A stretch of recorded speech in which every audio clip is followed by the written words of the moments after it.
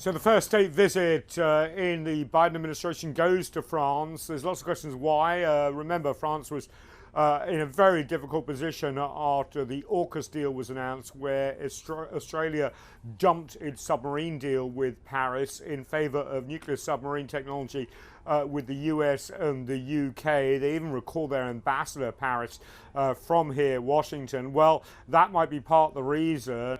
Underneath this sort of oldest ally sort of rhetoric and one of the closest allies, there are deep differences, especially when it comes to US economic policy in the Inflation Reduction Act, in the CHIPS Act, even in the Infrastructure Act. Essentially, this Made in America proviso that runs through it. Essentially, when it comes to the industries of the future, we're talking about electric vehicles, we're talking about semiconductor. There's a real feeling that Europe's being left out, that France is being left out, that the provisions in the bills give tax-free status to Canada and Mexico, but not close partners on the other side of the Atlantic. Now, there is a working group to go through this.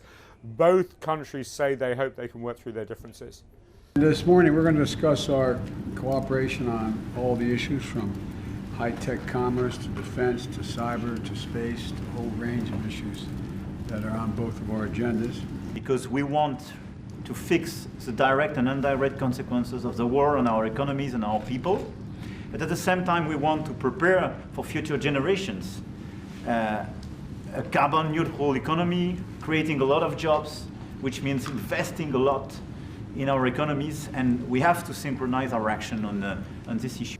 But it goes deeper than that, because of course Europe is bearing the brunt when it comes to the effects of the conflict in Ukraine, especially when it comes to higher energy prices, higher inflation to here in the US. They feel that the US economy may be bounding back, but the European economy is being left behind. The US, of course, is energy independent. But there is a feeling diplomatically here that Emmanuel Macron, having got re-election, having become closer to this administration at the expense perhaps of Berlin because of Angela Merkel leaving the chancellorship and Olaf Scholz coming in, that Macron and France can bat above its weight a little bit when it comes to the US. A lot of the differences have been sort of brushed under the carpet here, but no real solutions going forward.